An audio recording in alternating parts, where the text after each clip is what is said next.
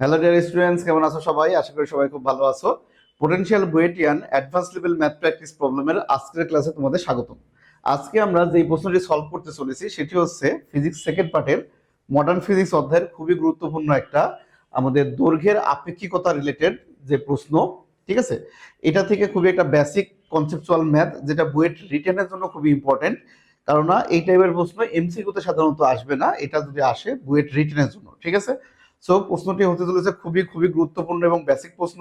যারা এই আপেক্ষিকতা নিয়ে, বিশেষ করে দৈর্ঘ্য সংক্রান্ত, ক্ষেত্রফল, আয়তন বা এই বিষয়ে যারা আমাদের কি হয় অনেক সময় অনেক আমাদের প্রবলেমের সম্মুখীন হও, তাদের জন্য ক্লাসটি হতে চলেছে আমাদের খুবই খুবই গুরুত্বপূর্ণ। কেননা এই ক্লাসটি যদি তুমি মনোযোগ দিয়ে করো তাহলে এই দৈর্ঘ্যের আপেক্ষিকতা রিলেটেড যত প্রবলেম আছে তোমার একদম সম্পূর্ণ A to Z বেসিক সব ক্লিয়ার হয়ে যাবে। ঠিক আছে, সো বেশি কথা নয়, আসো শুরু করি।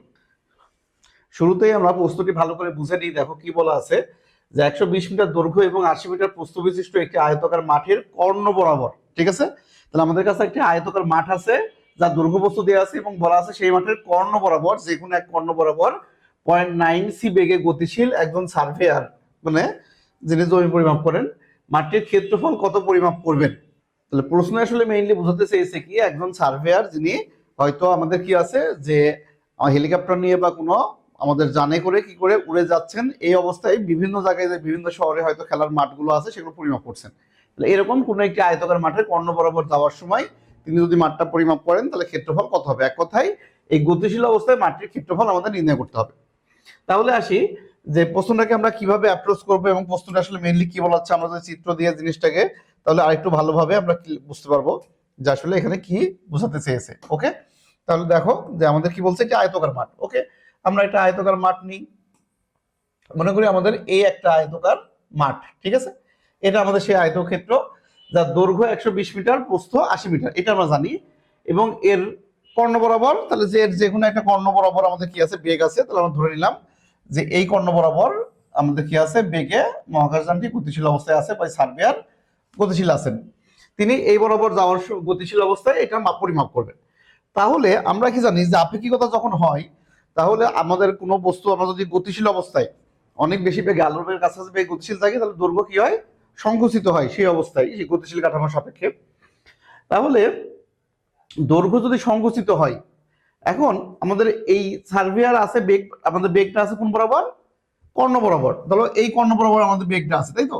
তাহলে এই কর্ণ বরাবর যেহেতু বেগটা আছে, তাহলে কি হবে যে দৈর্ঘ্য তো আমাদের দেওয়া আছে, দৈর্ঘ্য আর প্রস্থ। তাহলে এখানে আমরা কি জানি যে বেগ শুধুমাত্র যে অক্ষ বরাবর থাকে বা যে বরাবর থাকে, শুধুমাত্র কিন্তু সেই অংশের মানটা বা সেই অক্ষের দৈর্ঘ্যের মানটা পরিবর্তন হয়, বাকি মানটা কিন্তু কনস্ট্যান্ট থাকে। ফলে যদি দৈর্ঘ্য বরাবর যেত তাহলে দৈর্ঘ্য পরিবর্তন হয়ে কমে যেত, প্রস্থ স্থির থাকতো। আর যদি প্রস্থ বরাবর যেত তাহলে প্রস্থ স্থির আমাদের চেঞ্জ হতো, দৈর্ঘ্য স্থির থাকতো। তাহলে একটা পরিবর্তন হতো, একটা হতো না। কিন্তু এইখানে কিন্তু দৈর্ঘ্য বা প্রস্থ না বলে কি বলা আছে, কর্ণ বরাবর। তাহলে কর্ণ বরাবর যখন থাকবে তখন কি ঘটনা ঘটবে, যে কয়টা কোন মানটা পরিবর্তন হবে, দৈর্ঘ্য চেঞ্জ হবে নাকি প্রস্থ চেঞ্জ হবে, নাকি দুইটাই চেঞ্জ হবে। তাহলে আমরা এখানে কি করব, তাহলে আমাদের এইটা ধরে নিলাম দৈর্ঘ্য, তাহলে এটা 100 মিটার, আর এটা কত মিটার আছে, না 100 না, সরি, আমাদের 120, তাই তো, 120। তাহলে এটা আছে 120 মিটার আর এটা আছে 80 মিটার। ওকে, এই অবস্থায় আছে। তাহলে এখন আমাদের কোনটা পরিবর্তন হবে, কোনটা স্থির থাকবে নাকি দুইটাই পরিবর্তন হবে, কি মনে হয়? তাহলে এখানে কিন্তু আমাদের দুইটাই পরিবর্তন হবে, কেননা এই যে বেগ, এই বেগের কিন্তু দুই দিকে আমরা কি পাবো, একটা অংশ পাবো। তাহলে প্রথমে আমরা দেখবো যে এই বেগের উপাংশ যদি আমরা নিই, তাহলে বেগটা আছে কোন বরাবর, আমরা ভি বেগ আমরা ধরে নিলাম, ভি বেগ আছে এই কর্ণ বরাবর। তাহলে এই কর্ণ বরাবর বেগের যদি আমরা দুইটা উপাংশ নিই, তাহলে আমরা ইজিলি আমরা কি করতে পারবো, ভেক্টরের ক্ষেত্রে সাহায্যে আমরা কি বেগটাকে দুটো উপাংশে বিভক্ত করতে পারবো, কেননা আমাদের বেগ দরকার দৈর্ঘ্য বরাবর। তাহলে এই বেগের উপাংশ, কতটা উপাংশ এদিকে আছে, সেইটুক বেগের কারণে এই দৈর্ঘ্য বরাবর আপেক্ষিকতা সৃষ্টি হবে। আবার এই বেগের এই লম্ব বরাবর যতটুকু উপাংশ যাবে, সেই উপাংশের কারণে কিন্তু আমাদের এই প্রস্থের মানটা পরিবর্তন হবে। ওকে, এই পুরো বেগটার জন্য কি হবে, কর্ণ যদি আমরা বলি, তাহলে কর্ণটা যদি আমরা এই কর্ণটা দেখি, তাহলে কর্ণটা চেঞ্জ হবে, বা কর্ণের দৈর্ঘ্য হিসাব করলে তখন পুরো বেগটাই কাজ করবে। কিন্তু যখন আমরা দৈর্ঘ্য আর প্রস্থ পরিমাপ করব, তখন কিন্তু এই পুরো বেগটা আমাদের কাজ করবে না। তাহলে এই বরাবর, তাহলে এই বরাবর আমরা কত বলতে পারি, যদি আমরা এই কোণটাকে থিটা ধরে নিই, ঠিক আছে, তাহলে এই বরাবর বেগ কাজ করবে ভি কস থিটা। আর এই লম্ব বরাবর, তাহলে এই লম্ব বরাবর এটা যা হবে এই বরাবর ঠিক একই থাকবে। তো সেটা হবে কত, ভি সাইন থিটা। তাহলে প্রথমে আমাদের কি করতে হবে, আগে থিটার মানটি নির্ণয় করতে হবে। থিটার মানটা আমরা ইজিলি নির্ণয় করতে পারবো এখানে, ঠিক আছে। এই ত্রিভুজের সাহায্যে আমরা থিটার মানটা নির্ণয় করে নিব। নেওয়ার পর তারপরে আমরা কি করবো, ভি কস থিটা আর ভি সাইন থিটা সেগুলো আমরা ইজিলি ক্যালকুলেট করতে পারবো। তাহলে এই ভি কস থিটা বেগের জন্য এই মানটা পরিবর্তন হবে, ভি সাইন থিটার জন্য এই মানটা পরিবর্তন হবে, আর এই ভি এর পুরো মানের জন্য আমাদের কর্ণটা পরিবর্তন হবে। কর্ণ যদি আমরা বলি, এটা নাম দিলাম এ বি সি ডি।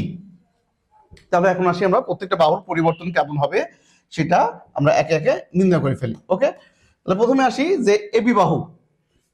তাহলে এবি বাহুর স্থির মান দেওয়া আছে 120। তাহলে এবি বাহুর কতটুকু হবে, যদি আমরা এবি প্রাইম নাম দিই, ঠিক আছে, এটা তোমার ইচ্ছা, তুমি যেভাবে নাম দিতে পারো। তাহলে AB prime is equal to হবে 120 ছিল আগে, ইন্টু রুট ওভার 1 মাইনাস আমরা কি জানি V square by C square. তাহলে এখানে হবে V cos theta by C এর হোল স্কোয়ার। ওকে, আমরা এখান থেকে আমরা কি পাবো, এবি প্রাইমের মানটা পাবো। আমরা মানটা সবগুলো একবারে ক্যালকুলেটরে বসে হিসাব করবো। আমরা আগে প্রত্যেকটা সূত্রগুলো লিখে নিই। ওকে, তারপর আসো যে BC prime. Okay, BC prime বা A prime B prime, B prime C prime. Okay, এইভাবে নাম দিই তাহলে বুঝতে সুবিধা হবে। তাহলে এটা ছিল কত, 80। তাহলে 80 ইন্টু রুট ওভার 1 মাইনাস এখানে হবে কি V sine theta by C এর হোল স্কোয়ার। তারপরে আবার কি হবে, এসি কর্ণটাও চেঞ্জ হবে। সো পরবর্তী অবস্থায় আমাদের ক্ষেত্রফল বের করতে হলে সবগুলো মানই আমাদের লাগবে, কারণ যদি আমরা চিত্রটা আঁকাতে চাই বা কোণগুলোর পরিবর্তন কেমন হবে, তাই তিনটা বাহুই কিন্তু আমাদের বের করা লাগবে। সো এখন যদি আমরা বলি এ প্রাইম সি প্রাইম। ওকে, তাহলে এ প্রাইম সি প্রাইমের মান কত আসবে, তাহলে এই আমাদের এখানে, আচ্ছা প্রথম অবস্থায় কর্ণ কত ছিল এটা আমাদের বের করা নাই। তাহলে প্রথম অবস্থায় যদি আমরা কর্ণ বের করি, তাহলে এটা হচ্ছে আমাদের অতিভুজ, এটা লম্ব, এটা ভূমি। তাহলে কত আছে দেখো, এটা 120 আর এটা যদি আমাদের 80 হয়, তাহলে প্রথম অবস্থায় এসি, তাহলে এসির মানটা আমরা এখানে বের করে নিই যে AC is equal to root over 120 এর স্কোয়ার প্লাস 80 এর স্কোয়ার। ওকে, তাহলে এসি এর মান কত আসে সেটা আমরা ক্যালকুলেটরে একটু করে নিই। তাহলে এসি এর মান আমরা পাচ্ছি 144.22 মিটার। ওকে, তাহলে যদি আমরা এখানে বসাই, তাহলে 144.22 into root over 1 minus V square by C square, কারণ এখানে কিন্তু ভি পুরোটাই কাজ করবে, এখানে কিন্তু আর ভি এর কোনো উপাংশ নেওয়া লাগবে না। তাহলে এই মানগুলো যদি আমরা বের করি, বের করে আমরা কি করতে পারবো, নতুন অবস্থায় এই ক্ষেত্রটার আকৃতি কেমন হবে সেটা আমরা বুঝতে পারবো। তাহলে সবগুলো মান আমরা ক্যালকুলেটরে নির্ণয় করবো একে একে। প্রথমে যদি আমরা এখানে থিটার মানের কথা বলি, দেখো থিটার মানটা আমরা কিভাবে পাবো। এটা একটা সমগ্র ত্রিভুজ এবিসি। তাহলে এবিসি কোণে যদি আমরা সমগ্র ত্রিভুজের আমরা এই কোণটা বের করতে চাই, তাহলে এটা লম্ব, এটা ভূমি, তাহলে ট্যান থিটা দিয়ে ইজিলি আমরা থিটার মানটা বের করতে পারবো। তাহলে আমরা আগে থিটা ইজ ইকুয়াল টু, তাহলে থিটা ইজ ইকুয়াল টু এখান থেকে বলতে পারো ট্যান ইনভার্স লম্ব বাই ভূমি। তাহলে আমাদের এই কোণের বিপরীত এটা লম্ব আর এটা ভূমি, তাহলে 80 ডিভাইড বাই 120। তাহলে এখান থেকে আমরা পাবো হচ্ছে থিটার মান। সেই থিটার মান এখানে বসাবো, ভি এর মান তো দেওয়া আছে 0.9 সি, ঠিক আছে। তাহলে একবারে বসাই দিব V cos theta, V sine theta আমরা থিটার মান এখান থেকে নিয়ে বসাই দিব। একবারে আমরা সবগুলো মান হিসাব করে নিব ক্যালকুলেটরে। ওকে, আমরা ক্যালকুলেটরের মাধ্যমে সবগুলো মান হিসাব করে নিয়েছি একবারে, ঠিক আছে, যেন আমাদের টাইম আমাদের ওয়েস্ট না হয় বারবার। তাহলে দেখো থিটার মান আমরা কত পেয়েছি, ট্যান ইনভার্স 80/120 করে 33.69। তাহলে থিটার মান যদি এটা হয়, তাহলে 120 into 1 minus V cos theta, তাহলে ভি এর মান 0.9 সি ছিল, তার cos theta by C square করলে পুরোটার মান আসবে কত, 79.53। তাহলে গতিশীল অবস্থায় এই 120 মিটার আমাদের কত হবে, 79.53 মিটার বলে মনে হবে। ঠিক তেমনি যে আমাদের এই বিসি বাহুর গতিশীল অবস্থায় দৈর্ঘ্য কত হবে, যে 100 এই যে 80 ছিল, 80 root over 1 minus V sine theta, তাহলে ভি এর মান 0.9 সি আর সাইন আমাদের 33.69। ক্যালকুলেশন করে দেখতে পারো, এটার মান আসবে 69.32। ঠিক তেমনি কর্ণ, এসি কর্ণ যেটা আমাদের 144 মিটার ছিল, সেটা দৈর্ঘ্য কত আসতেছে, এই বরাবর ভি পুরোটাই কাজ করবে যেহেতু বেগটা ছিলই কর্ণ বরাবর। ওকে, তাহলে এটা আসছে 62.86 মিটার। ওকে, তাহলে এখন আমরা গতিশীল অবস্থায় দৈর্ঘ্য, প্রস্থ এবং এই কর্ণটা কত হবে, এই তিনটাই আমাদের জানা আছে। ওকে, তাহলে এখন যদি আমরা বলি, তাহলে পরবর্তী অবস্থায় এইটার আকৃতি কেমন হবে, তাহলে এই ক্ষেত্রটা এখন আমাদের দেখতে কেমন হবে সেটা আমরা কিভাবে নির্ণয় করব। দেখো এই বাহু আর এই বাহু সেম ছিল, তাহলে এই বাহু সমান থাকবে, ঠিক আছে, এই বাহু সেম থাকবে। তাহলে আমাদের এই দৈর্ঘ্য এত হবে, প্রস্থ দুইটাই এত হবে, এটা বুঝতে পারছি। একটা কর্ণ এটা হবে, আর অপর কর্ণ, অপর ডায়াগোনাল যেটা আছে এই বরাবর কিন্তু আমাদের কি হবে, যে যদি আমরা অলরেডি এইগুলো জানি তাহলে ওইটা কিন্তু আমরা আপনা আপনি অঙ্কন করতে পারবো, তাই ওইটা না বের করলেও আমাদের কিন্তু কোনো সমস্যা নেই। তাহলে এখন আসো যে এটাকে, এই ক্ষেত্রটা, আয়তাকার ক্ষেত্রটা এখন গতিশীল অবস্থায় কেমন দেখাবে সেটা আমরা আগে অঙ্কন করে দেখি তাহলে কেমন আসে। তাহলে দেখো যে এখন আমাদের দৈর্ঘ্য কত আসছে, 79.53, ওকে 79.53, এবং আমাদের হচ্ছে আরেকটা কত আসছে 69 পয়েন্ট এত। তাহলে একটা ত্রিভুজের যদি আমরা তিনটা বাহু জানি, ওকে, ত্রিভুজে যদি তিনটা বাহু জানা থাকে তাহলে আমরা কি করতে পারি, ত্রিভুজ অঙ্কন করতে পারি কিনা সেটাকে বলো। জ্যামিতিক ভাবে আমরা 9 10 আমরা করে আসছি যে ত্রিভুজের তিনটা বাহু যদি তোমাকে দিয়ে দেওয়া হয় তাহলে তুমি কি করতে পারবা, সেটা কিন্তু আমরা ইজিলি তার চিত্র অঙ্কন করতে পারবো। তাহলে এখানে আমাদের কর্ণ কোনটা, যেহেতু আমরা এটা কর্ণ, তাহলে এটা তো ডায়াগোনাল বরাবর থাকবে, ফলে আমরা যদি এটাকে কর্ণ হিসাবে নিই তাহলে আমাদের এই যে কর্ণ কত 62.86। তাহলে মনে করো যে আমরা এই চিত্র অঙ্কনের জন্য এখানে আমরা ধরে নিলাম যে এখান থেকে আমরা কর্ণটা অঙ্কন করলাম এইটা, যেটা 62.86 আমরা মেপে দিলাম, ওকে। তাহলে এটা যদি হয় তাহলে এখানে আমাদের এখন কি করতে হবে, এইটা সমান সমান একটা আমরা নিব কি, যে এই বাহুর সমান একটা দৈর্ঘ্য নিব, এই বাহুর সমান একটা দৈর্ঘ্য নিয়ে আমরা কি করতে পারবো, চাইলে কি করতে পারবো, একটা ত্রিভুজ অঙ্কন করতে পারবো। মনে করো আমরা অঙ্কন করছি, যে সেটা আসতে কেমন আসছে, এরকম টাইপের হয়তো আমরা একটা ত্রিভুজ পেয়েছি, ধরে নিলাম, অ্যাজিউম করলাম, ঠিক আছে, এমন ত্রিভুজ আমরা এটা পেলাম। সাপোজ এটা 90 ডিগ্রি না, ঠিক আছে, কারণ এটা 90 ডিগ্রি হবে না। আমরা যদি এখানে দেখতেই পাচ্ছি যে এটা স্কোয়ার করে আমরা কিন্তু এটা কিন্তু অধিভুজের সমান হবে না, ঠিক আছে। অধিভুজ তো এমনিতেই ছোট, অধিভুজ বাহু তো আমাদের সবচেয়ে বড় হওয়ার কথা ছিল, কিন্তু এখানে সেটা নাই, ঠিক আছে। সো এটা পিথাগোরাস এমনিতে হবে না, ফলে এটা 90 হবে না, তাহলে এটা কিন্তু 90 ডিগ্রি অ্যাঙ্গেল না। এখন কিন্তু আমরা জানি বিপরীত বাহুগুলো কিন্তু সমান এবং সমান্তরাল থাকবে, এটা কিন্তু আমরা জানি, ঠিক আছে। তাহলে এটা এখানে যদি হয় তাহলে আমরা বলতে পারি যে জিনিসটা আসলে এরকম ভাবে, এরকম একটা ক্ষেত্র আমরা পাবো। তাহলে যেটা আমাদের কি হবে না, আর আয়তাকার থাকবে না, হয়তো এটাকে আমরা বলতে পারি এখন একটা সামন্তরিক, বিপরীত বাহুগুলো সমান এবং সমান্তরাল থাকবে, তাহলে এটা হবে একটা সামন্তরিকের মতো আমাদের মনে হবে। এই আয়তাকার ক্ষেত্রটিকে আমরা একটা দেখবো সামন্তরিকের মতো, এইটা এটা সমান, এটা এটা সমান, দুটো বিপরীত বাহু সমান এবং সমান্তরাল, সেই হিসাবে আমরা এটা কি হবে একটা সামন্তরিক, এবং কোণগুলো কিন্তু কোনো কোণে সমকোণ নয়। তাহলে এখানে আমরা মানগুলো বসাই দিই, যেহেতু আমরা এটা রাফলি অঙ্কন করছি, ঠিক আছে, মানগুলো না লিখলে আমাদের হয়তো বুঝতে সমস্যা হবে। তাহলে এটা ছিল আমাদের 69.32, ওকে। তাহলে এটা কত আছে 79.53, এবং আমাদের হচ্ছে যে ডায়াগোনাল যেটা আছে এটা হচ্ছে 62.86। আচ্ছা, তার মানে আসলে এটা এই দিকে চাপা হওয়ার কথা ছিল, আমাদের একটু আমাদের ইয়া হয়েছে, এই কোণটা সূক্ষ্মকোণ হবে, এটা এই দিকে আসবে। যাই হোক, ওটা কোনো ব্যাপার না, আমরা তো ধরে নিছি, ঠিক আছে, যে আমরা একটা ক্ষেত্র ধরে নিলাম, সমস্যাটাই। এখন এই হিসাবে যদি আমরা সামান্তরিক হিসাবে যদি ক্ষেত্রফল বের করতে চাই, তাহলে ক্ষেত্রফলের জন্য আমরা কি জানি, যে সামান্তরিকের ক্ষেত্রফল বের করতে হলে আমাদের ভূমি ইন্টু লম্ব উচ্চতা, এটা জানা দরকার। তাহলে ভূমি ইন্টু লম্ব উচ্চতা যদি আমরা নিই, তাহলে দেখো যে ভূমি ইন্টু লম্ব উচ্চতা, তাহলে এখান থেকে যদি আমরা একটা লম্বটা নিই এই ক্ষেত্রের উপরে, তাহলে এটা আমরা ধরে নিলাম এইচ, ওকে। তাহলে এটা যদি লম্ব উচ্চতা হয় তাহলে আমাদের এটা নাম দিলাম আমরা এইচ, লম্ব উচ্চতা এইচ। তাহলে ক্ষেত্রফল কত হবে, ভূমি ইন্টু এই লম্ব উচ্চতা। এখন এই লম্ব উচ্চতা বের করার জন্য আমাদের কি লাগবে, আমাদের কিন্তু কোণ জানতে হবে। কোণ না বের করতে বললে কিন্তু আমরা কিন্তু এই এইচ এর মানটা কিন্তু আবার বের করতে পারবো না। তাহলে এই এইচ এর মান বের করার জন্য আমাদের কিসের মান দরকার, দেখো যে এখন এই কোণটা দরকার, এই দুই বাহুর মধ্যবর্তী কোণ জানা দরকার, তবে কি আমরা এইচ এর মানটা বের করতে পারবো। তাহলে কিন্তু আমাদের এইটা, এই যে মনে হচ্ছিল যে হয়তো আবার আমরা কি পাবো, যে আয়তক্ষেত্রই পাবো, যার দৈর্ঘ্য প্রস্থ বের করেই গুণ করে দিব, তা কিন্তু না। তার কারণ কি, এটা কিন্তু এখন আর আমাদের আয়তক্ষেত্র থাকবেই না, ঠিক আছে। তাহলে এটা যদি আমরা করি, তাহলে এখান থেকে আমরা যদি এই দুই বাহুর মধ্যবর্তী কোণ বের করতে চাই, সেটা আমরা কিভাবে নির্ণয় করতে পারি। তাহলে দেখো যে এই ত্রিভুজের তিনটা বাহু আমরা জানি, এটার মধ্যে আমরা বলতে পারি এই ত্রিভুজের তিনটা বাহু আমরা জানি। তাহলে এই কোণ যদি আমরা বের করি, এই কোণটা আর এই কোণটা তো সমান হবে, ঠিক আছে। আবার এই কোণ আর এই কোণটা কি হবে, সমান হবে। সো এই দুইটা কোণের সমষ্টি নিলে, এই কোণ আর এবং এই কোণ বের করে সমষ্টি নিলে কিন্তু আমরা কি পাবো, এই টোটাল কোণটা পেয়ে যাবো। তার মানে ধরে নিলাম এই টোটাল কোণটা আমরা একবার হিসাব করবো, ঠিক আছে। তাহলে এটার মান থিটা প্রাইম। তাহলে এটার মান যদি থিটা প্রাইম হয় তাহলে এখন আমাদের এটা কি, এটা এ প্রাইম, এটা বি প্রাইম, এটা সি প্রাইম, এটা ডি প্রাইম। ওকে, তাহলে এখন আমাদের ক্ষেত্রফল, তাহলে আমাদের উদ্দেশ্য কি ক্ষেত্রফল বের করা। অতএব গতিশীল অবস্থায় ক্ষেত্রফল, তাহলে গতিশীল ক্ষেত্রফল,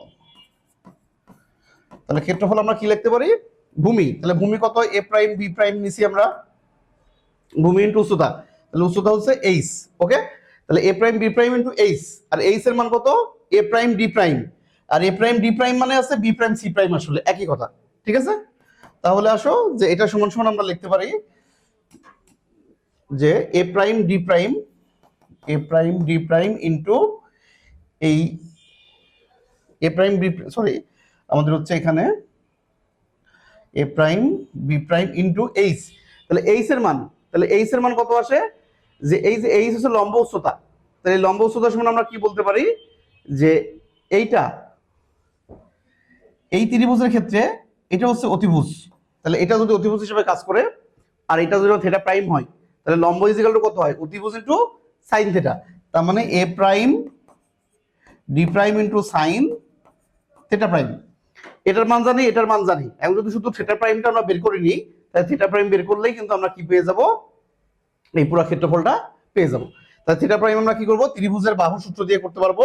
তাহলে ত্রিভুজের ক্ষেত্রে দুইটা কোণ আমরা বের করে নিব, তাহলে এই কোণ, ঠিক আছে, এই কোণ আর এই কোণ যদি বের করি তাহলে আমরা এই যে এই কোণের অপোজিট কোণ তো এইটা, তাহলে এটা বের করা মানে এটা বের করা, তাহলে এইটার এটা সমষ্টি, এই দুই কোণের সমষ্টি হবে হচ্ছে এই টোটাল কোণটার সমান। ওকে, অথবা আমরা বলতে পারি এই দুই কোণের সমষ্টি মানে কি 180 থেকে আবার এই কোণটা বাদ, তাহলে আমরা সেটাও করতে পারি যে এই কোণটা বের করে 180 থেকে বিয়োগ করলে যা হবে সেটাই হবে আসলে থিটা প্রাইমের মান। ওকে, তাহলে আমরা কি করতে পারি, যে কোনো একটা কোণ আমরা আমরা তাহলে এই কোণটা বের করে নিই, তাহলে এই কোণটা যদি আমরা বের করি, ওকে, তাহলে এই কোণটার সমান সমানই তো আমাদের কি এইখানে যেটা দরকার, এই কোণ প্লাস এই কোণ, এই দুই কোণ মিলে থিটা প্রাইম, আর এই দুই কোণ মিলে 180 মাইনাস এই কোণটা। তাহলে আমরা শুধুমাত্র এই একটা কোণ বের করব, করে সেটা কি করব, বিয়োগ করে দেব। আর এটাকে তাহলে আমরা মনে করব যে আমরা ধরে নিলাম সাপোজ আলফা, তাহলে এটা যদি আলফা হয় তাহলে আমাদের থিটা প্রাইমের মান কত হবে, তাহলে theta prime is equal two কিন্তু 180 মাইনাস আলফা হবে। বুঝতে পারলো, এই জিনিসটা বোঝা কিন্তু ইম্পর্টেন্ট যে আমাদের এই একটা কোণ আমরা বের করবো, আমরা দুইটা কোণ কষ্ট করে বের করবো না, আমরা একটা কোণ বের করবো, একটা কোণ বের করে 180 থেকে বিয়োগ করলে এই দুইয়ের সমষ্টি পেয়ে যাব, আর ওই দুইটার সমষ্টি মানেই আসলে এই কোণটা। ওকে, হ্যাঁ অবশ্যই বুঝতে পারবা, না বোঝার কিছু নাই। তাহলে এখন আমরা আলফার মানটা কিভাবে নির্ণয় করবো, ত্রিকোণমিতি দিয়ে। একটা ত্রিভুজের তিনটা বাহু যদি আমরা জানি তার যে কোনো কোণ আমরা কি করতে পারি, ইজিলি নির্ণয় করতে পারি। তাহলে যদি আমরা এখানে একবারে মান আমরা এখানেই বের করে ফেলি, ঠিক আছে, তাহলে আমরা একসাথে করে একবারে অ্যান্সারটা লিখে দিব। তাহলে কত আসে দেখো, 180 মাইনাস, তাহলে আলফা দরকার, তাহলে আলফা মানে কজ ইনভার্স, তাহলে কজ ইনভার্স কত হবে, যে যেই কোণটা দরকার তার অপোজিট বাহুর স্কয়ারটা কি হয়, বিয়োগ হয়, আর এই দুটো স্কয়ারের যোগফল হয়। তাহলে যদি আমরা বলি যে 69.32 এর স্কয়ার প্লাস নিচেটা কত আছে 79.53 এর স্কয়ার মাইনাস অপোজিট বাহুটা বিয়োগ 62.86 এর স্কয়ার ডিভাইডেড বাই 2 ইনটু এই দুই সন্নিহিত বাহু। ত্রিকোণমিতির আমাদের কোণের সূত্র এটা আমাদের সবার জানা আছে, ঠিক আছে, সো এটা আমাদের ভয় পাওয়ার কিছু নাই, এটা আমরা সবাই পারি আশা করি। ঠিক আছে, ওকে, এই যে দেখো, তাহলে কিন্তু আমরা আলফার মানটাও পেয়ে গেছি, জাস্ট খালি এখানে ইনপুট করে দিলেই অ্যান্সারটা পেয়ে যাবো। তাহলে আমরা একবারে ক্যালকুলেটরের অ্যান্সারটা নির্ণয় করে নিয়ে আমরা অ্যান্সারটা দেখাই দিই। ওকে, তাহলে ক্যালকুলেটরের সাহায্যে সম্পূর্ণ আমরা ক্যালকুলেশনটা করে ফেলেছি। তাহলে এখন কত আসে দেখো, যে আলফার মান, তাহলে আলফার মান যদি আমরা পুরোটা বসাই 180 দিয়ে বিয়োগ দিই তাহলে 130 ডিগ্রি হবে। তার মানে আমরা বলছিলাম যে এটা সূক্ষ্মকোণ হবে আর এই কোণটা আসলে স্থূলকোণ হওয়ার কথা ছিল, চিত্রটা আমার ভুল হয়ে গেছে, এইটা এইদিকে হবে আর এটা এদিকে হবে, কারণ অতিভুজ তো ছোট, সেটা আমরা দেখেই বোঝা উচিত ছিল, তখন আঁকানো ভুল হয়েছে। ঠিক আছে, তাহলে এই টোটাল কোণটা কিন্তু আমাদের এখানে মনে হচ্ছে সূক্ষ্মকোণ, এটা হবে না, এটা স্থূলকোণ হবে, এটা এইদিকে বাঁকা হবে, তোমরা খাতায় পরে ঠিক করে নিও। তাহলে 130.62 ডিগ্রি, তাহলে এই টোটাল কোণটা আছে 130.62 ডিগ্রি। তাহলে সেই অনুযায়ী যদি এবি প্রাইম, তাহলে এ প্রাইম বি প্রাইমের মান 79.53, এ প্রাইম ডি প্রাইমের মান হচ্ছে 69.32 এবং সাইন এই কোণ বসাই দিলে টোটাল মানটা আসছে কত দেখো, আমরা ক্ষেত্রফল পেয়ে গেছি আমাদের, এটা হচ্ছে ফাইনাল অ্যান্সার, সেটা হচ্ছে আমাদের 4184.62 মিটার স্কয়ার। এবং আমরা যদি বলি আকৃতিটা কেমন হবে, তাহলে আয়তক্ষেত্রের আকৃতিটা কি হবে, সামান্তরিকের মতো। ঠিক আছে? তাহলে এইভাবে বর্গক্ষেত্র যদি হয় তাহলে বর্গক্ষেত্রের আকৃতি আবার কি হয়ে যাবে, চেঞ্জ হয়ে যাবে। তাহলে বর্গক্ষেত্র আমাদের রম্বস আকৃতি হয়ে যায়, তাহলে আয়তক্ষেত্র সামান্তরিক হয়ে যায়। ঠিক আছে? তাহলে এইভাবে আমাদের কর্ণ বরাবর গতিশীল হলে বর্গ হলে আরো সহজ হবে। ঠিক আছে? তাহলে বর্গ হলে আরো সহজে করা যায়। রম্বসের ক্ষেত্রফল তো কর্ণদ্বয়ের গুণফল, সো আমাদের একটা কর্ণ স্থির থাকে আর একটা কর্ণ ছোট হয়ে যায়। তাহলে এটা যদি বর্গক্ষেত্র হতো তাহলে তোমার এত কষ্ট হতো না। বর্গক্ষেত্র হলে আমরা জাস্ট এই দুই বাহু বের করা লাগতো না, তখন তো বাহু বের করার দরকার ছিল না, কোণের কোনো ব্যাপার ছিল না, কিছুই করা লাগতো না। ওইটা তো একদম ইজি, ওটা তোমরা বিভিন্ন বইয়ে পাবা যে আমরা একটা কর্ণ বের করব, ছোট হয়ে যাবে, একটা কর্ণ স্থির থাকবে। আর রম্বসের ক্ষেত্রফল যেহেতু দুই কর্ণের গুণফল half into, so half into দুই কর্ণের গুণফল দিলে হয়ে যাবে, ওইটা আমার প্রিলির অঙ্কের মতো একদম ছোট। কিন্তু আয়তক্ষেত্র এটা অনেক জটিল, এই কারণে এটা তোমরা কোনো বইয়ে সাধারণত পাবা না। ঠিক আছে? আর যদি কোথাও করে থাকো তো খুবই ভালো, তাহলে আরেকবার রিভিশন হয়ে গেল। আর যদি প্রথম হয় অবশ্যই প্র্যাকটিসে রাখো। ঠিক আছে? কারণ এই একটা প্রশ্নের মধ্যে তোমার এই দৈর্ঘ্য সংকোচন জাতীয় টোটাল বেসিকটা কিন্তু লুকায় আছে। কখন আমরা বেগ কোনটা নিব, কোনটা আমাদের পরিবর্তন হবে কি হবে না, কণের পরিবর্তন কেমন হবে কি হবে না, হলে আবার কিভাবে নির্ণয় করব। ঠিক আছে? সো আমরা এই একটা ম্যাথ যদি তুমি বাসায় নিজে ঠান্ডা মাথায় বুঝে বুঝে করার চেষ্টা করো, আর যদি কোনো জায়গায় আটকে যাও আবার হেল্প নিতে পারো, আবার দেখো ভিডিওটি প্রয়োজনে। ঠিক আছে? তাহলে তোমার এই দৈর্ঘ্য সংকোচন জাতীয় আর কোনো প্রবলেমে আশা করি কোনো প্রবলেম হবে না। ঠিক আছে? যত ওই ম্যাথ আসুক, যে আমাদের যেভাবেই আসুক না কেন, তুমি অবশ্যই সলভ করতে পারো। ঠিক একই রকম কিন্তু বৃত্তাকার মাঠের উপর দিয়ে গেলে কি হয়, তাহলে বৃত্তাকার মাঠের ব্যাস বরাবর গেলে এটা সংকুচিত হয়ে যায়, একদিকে সংকোচন হয় একদিকে কিন্তু বড়ই থাকে, ওটা কিন্তু সংকোচন হয় না, ফলে তখন এটা উপবৃত্তাকার শেপ নেয়। তখন কিন্তু আবার উপবৃত্ত যে ক্ষেত্রফল পাই এবি, সো সেই হিসাবে আমাদের পাই ইন্টু আর নট বলতে পারি, সেভাবে বের করতে হয়। পৃথিবীর গোলক, পৃথিবীর ব্যাস বরাবর যদি কেউ গতিশীল হয়, সেটা দৈর্ঘ্য সংকোচন হয়ে যায়, ফলে সেও কিন্তু আর গোলক থাকে না। তখন সেই অবস্থায় ব্যাসার্ধ বের করে আমাদের আয়তন কি করতে হয়, উপবৃত্তাকার গোলকের যে সূত্র 4/3 পাই আর নটের স্কোয়ার ইন্টু আর, সেইভাবে করতে পারো। ঠিক আছে? তাহলে এগুলো আমাদের প্র্যাকটিসে রাখো। আশা করি আমাদের এই যদি আপেক্ষিকতা থেকে এই দৈর্ঘ্য সংকোচন দিয়ে কোনো ম্যাথ আসে, তাহলে তোমাদের আর কেউ আটকাতে পারবে না, তোমরা সেটা অবশ্যই সমাধান করতে পারবা। আশা করি বুঝতে পারছো। তারপরেও যদি কোনো জায়গায় কনফিউশন থাকে, যেহেতু একটু বড় অঙ্ক তাই ক্যালকুলেশন গুলো কিন্তু আমরা স্কিপ করছি, যেন তোমাদের টাইম ওয়েস্ট না হয়। কারণ তোমাদের বেসিক আমাদের উদ্দেশ্য কি, তোমাদের এই বেসিকটা শেখানো। ক্যালকুলেশন দেখায় টাইম বাড়ায় ভিউ অত আমাদের দরকার নাই। ঠিক আছে? তোমাদের টাইম ওয়েস্ট করার কোনো আমাদের কোনো মতেই বিন্দুমাত্র কোনো ইচ্ছা নাই। তাহলে আমরা যতটুকু তোমার কাজে লাগবে আমরা চেষ্টা করতেছি যেন তোমরা পরীক্ষায় ভালো করতে পারো। ওকে? সো দেখা হচ্ছে আবার পরবর্তী ক্লাসে আরো কোনো নতুন বেসিক প্রশ্ন নিয়ে। সেই পর্যন্ত প্র্যাকটিস করতে থাকো, আমাদের সাথে থাকো। আজকের মতো এই পর্যন্ত। আল্লাহ হাফেজ।